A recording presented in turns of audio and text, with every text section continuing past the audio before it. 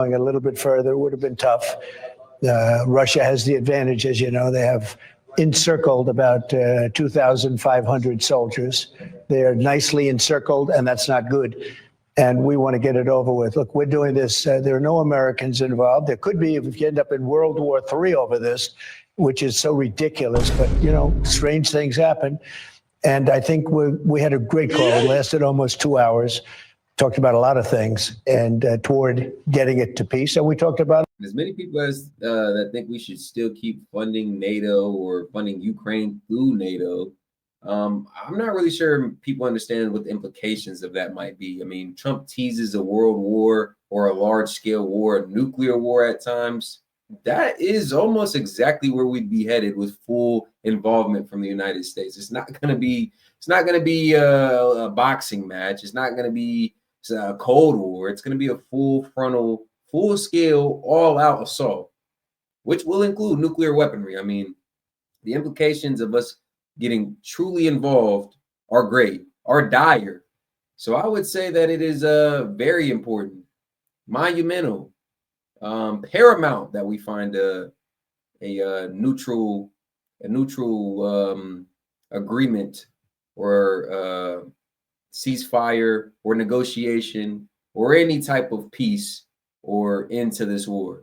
Is paramount not only for our future, but for the world's future. and other things also. Was there non-negotiables mentioned by Putin? It was reported that I think the Kremlin media actually stated that he demanded an immediate cessation of aid to Ukraine in order to get to this multi-step deal. No, he didn't. We didn't talk about aid. Actually, we didn't talk about aid at all.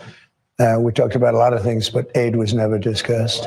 In the readout, it also stated that both sides want to get to an improved bilateral relationship, the United States and Russia. That's true. How can we trust that Vladimir Putin actually wants that, in that he's not also being influenced at the same time by his close friend, President Xi of China? Well, look, we have our own discussions with President Xi of China, and he wants to get along also, and he's looking to get along, and we're looking to get along with him. And we will. We have a problem of trade where we have a very big imbalance with China. With Russia, we don't have that much trade, and they'd like to, and we'd like to also. They have some very valuable things for us, including very big forms of rare earth. They have a lot of earth. You know, they have a big chunk of real estate. That rare earth minerals deal that we didn't get signed because Zelensky wanted to be a little crybaby and thought it was his 5 minutes of fame and came into the Oval Office barking like a big dog. Bruh. Yeah, left without the deal.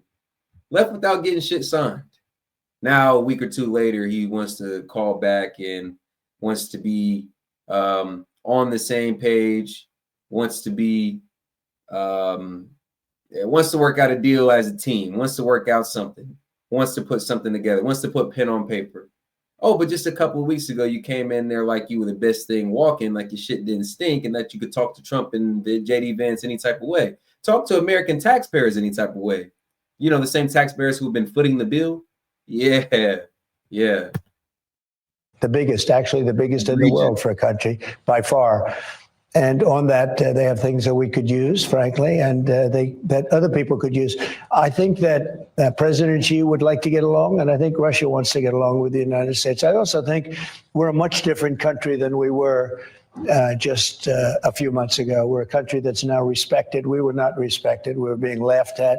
We had incompetent leadership. This was a war, as an example, that would have never happened if I were president. Is part of your desire to forge this new relationship with Russia also impacted by Russia's closer relationship since you left office in 2021 with China? Because I think you talked about before the desire to box out China from that part of the world and have a closer relationship with Russia.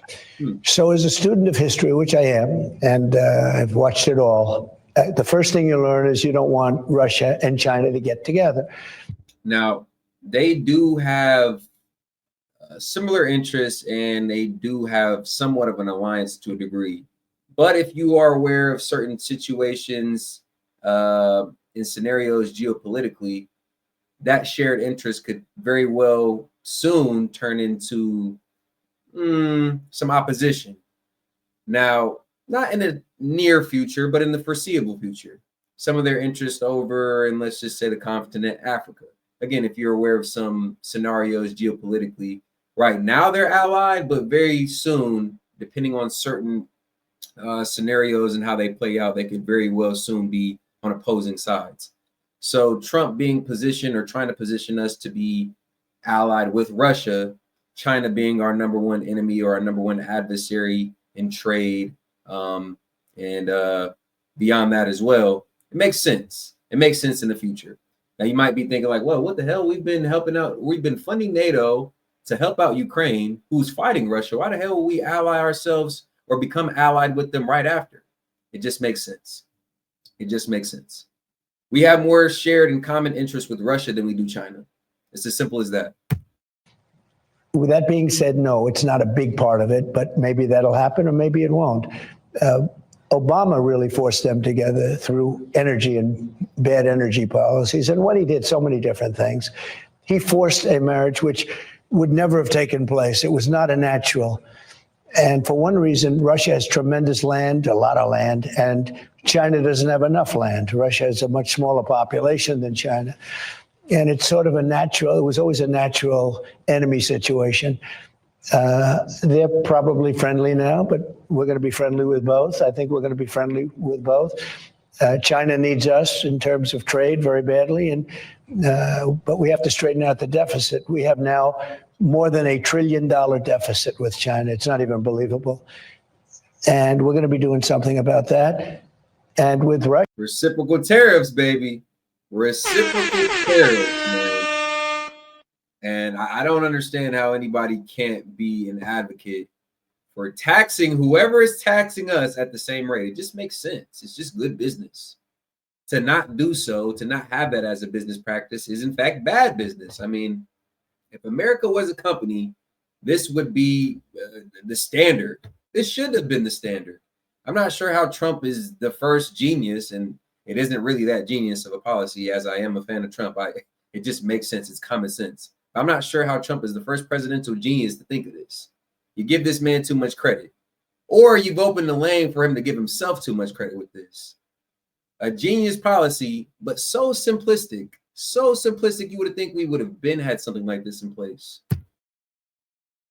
Russia, they would like to have some of our economic power. The criticism that you've heard since really 2015 is that you have more in common with Vladimir Putin than you do with globalist leaders, maybe some NATO leaders, and in this case, with Zelensky. You're both nationalists. Zelensky's more of a globalist. How do you respond to that criticism? Well, I am a nationalist, but I'm a nationalist for the United States, not for anybody else.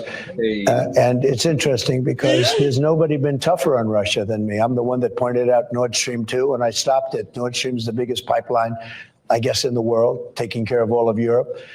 And it was being built from before I got there. And that is hilarious. He did stop the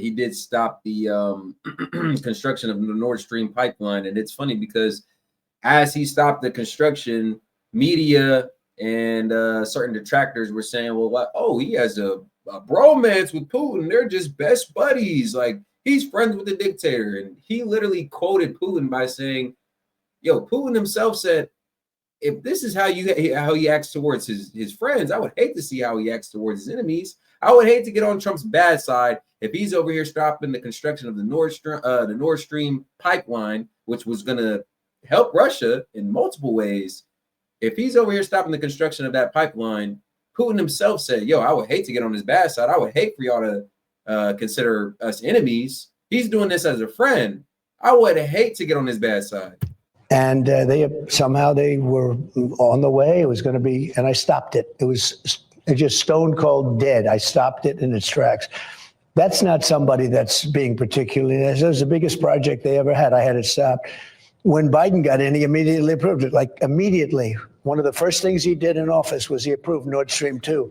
Nobody ever heard of Nord Stream 2 until I was president. I said, what are you doing? You mean you're building a pipeline to Germany and various places in Europe.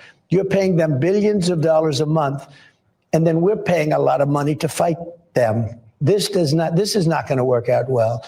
And it stopped. And then Biden approved it, which was a really stupid thing to do, but he did it. And Putin actually said to me, if you're my friend, I'd hate to see you as my enemy. He said that very strongly. But I had, with all of that, I had a very good relationship with Putin. I had a very good relationship with President Xi, a very good relationship with Kim Jong-un of North Korea. Which is just good diplomacy.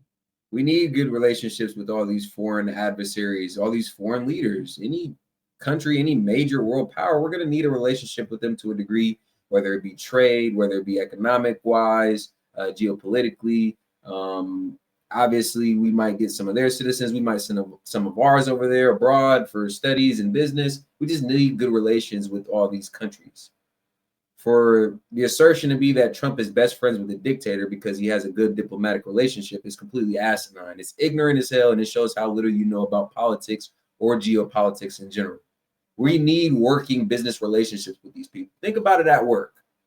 You don't necessarily have to be best friends with a coworker, but as a team, you have to have a certain degree or a certain relationship to a degree with that person. You don't have to be besties. You don't have to talk after you clock out.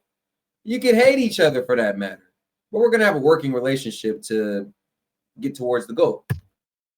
Lots of good relationships. Mutual goal, shared goal, individual goal, whatever the goal might be. There might be multiple goals. You do need a working relationship with these people in the scenario or in the analogy I just used with the coworker. Real world example, us, we need working relationships with these countries. We might not necessarily be best friends. That point aside, we're going to need a working relationship, some diplomacy to a degree. We're going to need that with these countries going forward. And again, to not have that in place, to say that, oh, these countries are socialists, oh, these countries are communists, we can't do business with them. That just doesn't make any sense. And that's a positive thing. That's not a negative thing. But at the same time, I'm about our country. So that's why we're talking about tariffs. We'll be taking in trillions of dollars. I want to get to the tariffs in a minute because we're going to first hit the other big news of the day, which was the Chief Justice of the Supreme Court issued what a rare statement about your suggestion on Truth that you posted earlier today that Judge James Boasberg should be impeached after he ordered those deportation flights to El Salvador halted, essentially turned around. The Chief Justice said it was more than two centuries. We understood that essentially impeachment was for very rare circumstances and not an appropriate response to rulings you disagree with. What's your reaction to the courts stepping in to make a statement here? They didn't make a statement when Joe Biden decided to forgive all those student loans. Well, he didn't mention my name in the statement. I just saw it quickly. He didn't mention my name, yeah. But many people have called for his impeachment, the impeachment of this judge. I don't know who the judge is, but he's radical left. He was Obama appointed. And he actually said we shouldn't be able to take criminals, killers, murderers, horrible, the worst people, gang members, gang leaders, that we shouldn't be allowed to take them out of our country. Well, that's a presidential job. That's not for a local judge to be making that determination. And I thought it was terrible. In fact, he said when they were well on their way, there was an order issued, as I understand it, to bring them back or to not let them go or something.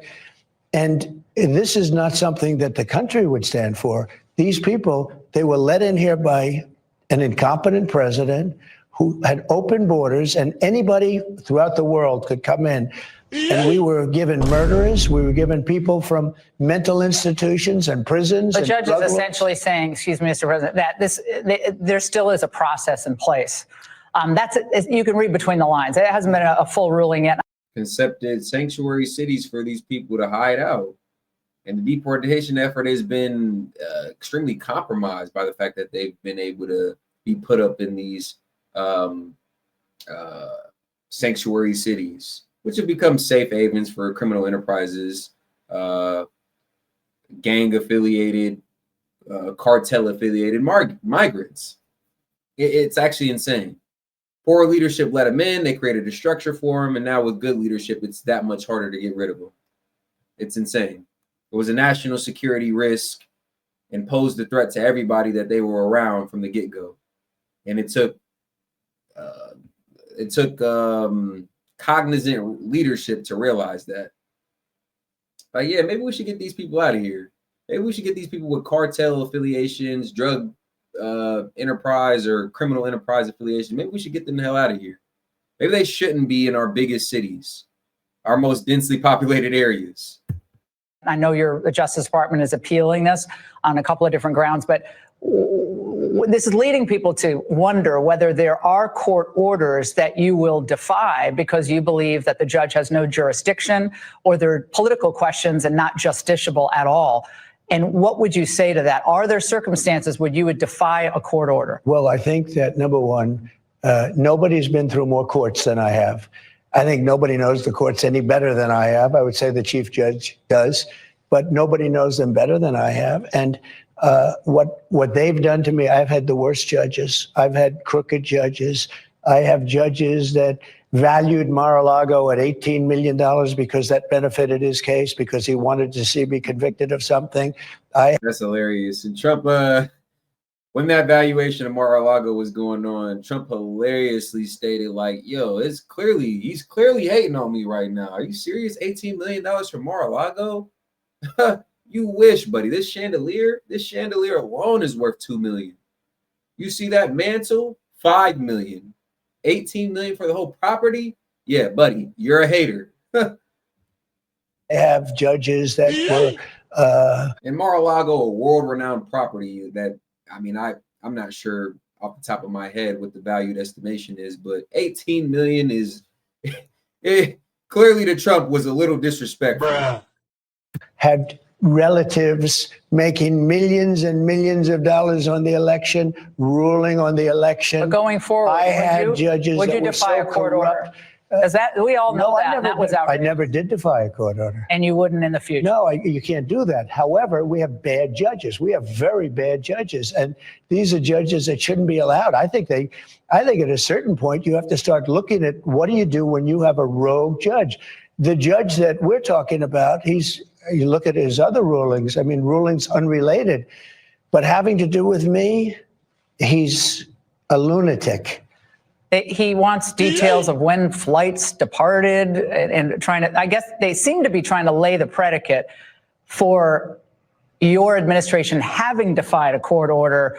Now, you all have said you haven't given specific times, and you filed a motion in court, your Justice Department, to prevent any more information getting out about specific times of flights.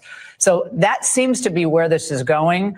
Do you have faith that the Supreme Court ultimately will rule in your favor? I do, because the job of getting people out of our country that are murderers, that are absolutely the worst people, the drug lords are causing such problems in this country. You know, drug lords came in, the biggest of them. They left other countries to come in here. They came through an open border. They're making millions of dollars destroying people's lives, killing people. And that's a presidential thing. We're supposed to be getting them out or getting them brought to justice. We had a judge, I would call him a rogue judge. You can call him whatever you want. I know nothing about him. I heard about this very late in the process, and I said, that's a strange order. You have local judges, local federal judges, local judges, period, and DAs and prosecutors, DAs, state attorney generals that want to really take over. I think some of it's for the publicity. They love the publicity. All of a sudden, they're on the front page of every newspaper, but they have no right to be. When we come back, President Trump reacts to the latest DOJ. Judge Theodore Chuang is a federal district court judge in Maryland. And guys, quick pause for the cause. We got over 100 of you guys in here. We do appreciate the support. Happy Tuesday night, man. Just getting the work week started. We're going to make it through, guys. And Setting Key Media is here to help you do that. So double tap that screen for me, or you can hit the 3 buttons in the upper right-hand corner. It is going to be a fire stream. Got a lot to cover tonight. Don't want to really spoil everything, but we're going to cover this Trump, Laura Ingraham first things first, and get into the rest after. Like the video, double tap the screen. Be sure to interact by way of super chat, guys. That does drive the stream forward as well. Number one way to interact with the stream and chat. $2 and more will give you a shout out for supporting. Read what you said aloud, and we'll keep it going that way. Has ruled against the Trump administration's efforts, Mr. President, to shut down USAID, ordering the government on an accelerated basis to basically reinstate the agency's statutory functions. Your reaction to this development? Look at the fraud that we've caught. We've caught so much fraud, so much waste, so many employees that never showed up to work. And we have a judge from a very liberal state who ruled like that. So bad for our country. So I guess they closed the department. They're going to have to reopen Well, we'll the be department. appealing it, I guess. Not I guess. I guarantee you, we will be appealing it. We have rogue judges that are destroying our country. Well, do you believe that at this point, given the totality of these lawsuits, it's a cavalcade of lawsuits, that your administration could be further hampered, your agenda could be slowed down? They're throwing monkey wrenches at you with these judicial rulings. Well, we have to go through an appellate process. That takes a long time. We have a judge that... Do you have time? We have a judge. That's the point. We have time. We're going to be making a lot of money because of tariffs. The good news is we've got it on. We're going to very soon be on an even keel. Yeah, of course we have time. But this is what I've said every time we kind of have a judge stick his neck out, think he's sticking up for his side or his cause or whatever that specific judge's interpretation might be for, or his perspective might be when they stop or they halt a bill. It's not necessarily gonna stop it. He's slowing momentum. He's bringing things to a halt, but it's just alerting and highlighting everybody who he is. We're gonna either circumvent, go around, or go through, and it's still gonna get done. It's not gonna stop shit. Yeah, you maybe put a slight pause. Maybe you slow down momentum, as I said. It's not gonna stop shit. And now we know who you are. You've alerted us to who you are. And everybody should be looking at the judge like, okay, hold on. We're pushing this through to help Americans. We're pushing this through to continue the deportation effort. What are you stopping this for? What self justifying reason do you have that you think you're bigger than the cause? You think you're bigger than the current administration? What gives you the right? Who do you think you are? That should be everybody's perspective, or that should be most of our perspective, where we should all be looking at the judge and really trying to analyze what might have made him or what might have influenced him to make that decision in order to halt the bill or halt the legislation. That's all. That's all it is. He slowed down momentum, but it'll still get done. Don't worry. We're going to be taking in a lot of money. The Trump card, the gold card, whatever they want to call it, it's okay with me. Whatever's going to sell better is fine with me. It'd be nice to get a piece, but I don't get a piece. Okay, I get nothing out of it. All I do is want to make this country successful again. We're taking in tremendous amounts of money. We have car companies that are building here who 6 months ago were going to build in Mexico, massive plants. They're building them in the United States. We have Honda is going to Indiana. We have them opening up in Michigan. It's amazing what's happening. But judges, for federal judges, district court judges, to order a sitting president to reinstate fired employees, you're the chief executive officer of the United States. You order that these agencies be reviewed. Fired employees, many of whom didn't even report to work, many of whom were scamming this country. And that was made very obviously known. It was very apparent for those of us who were paying attention to the reports. Elon Musk and his team had sent out an email to everybody that was in the particular agency that he was looking at, right? I can't remember off the top of my head the particular agency at the time. He's looked through multiple at this point in time. But he sent out an email, a company-wide email, simply asking what you did in the last week at your job, right? Simple email, straightforward. Most of us would have simply responded, hey, I did A, B, and C. Some of us would have took the chance to even embellish, like, oh, perfect. You asked me what I did? Nobody ever asked me what I did. Man, I did this. I did that. I trained my coworkers. I helped him out with a project. I trained in the background. I did this at home off the clock so I could be better on the clock for the company. Most of us would have just simply took the chance to respond, even went above and beyond to explain what we did. When people didn't respond, when people were upset, that to me was very telling. Who the hell gets mad when they're asked what they did at work when they're actually working? The only person that would get mad at such a simplistic question is somebody who's not doing their goddamn job. Somebody who's not working, somebody who's not even showing up to work. Those are the people who didn't answer, and those are the people who got mad. Like, Who are you to ask me what I did at my goddamn job? Like, what do you mean? What do you mean? Answer the goddamn question if you're doing your job. And you see the Yeah. same thing. I could read them off, and I did during various speeches. I read off deal after deal after. For those of you who are mad at Trump, I'm sorry, for those of you who are mad at Elon for having this access or this autonomy or this power, bro, he has limited oversight. Elon is simply an advisor. You guys know that, right? It's not like he's calling the shots and fired. You get to stay. You're fired. I like you. You're fired. It's not like he's doing that. It's not like he just has this full control or this ultimate oversight with no policing or no management. Obviously, he's making the decisions based off of what he sees after looking at the documents, the books. He has a team that works with him as well. Big balls, shout out big balls, right? But he simply is an advisor. He makes it. He gives the advice, I should say, to Trump's administration or Trump's cabinet, maybe Trump directly, I believe. And then from there, the decision is made. It's not like Elon is just making these shots and no one is policing or no one else has any oversight on the decisions made.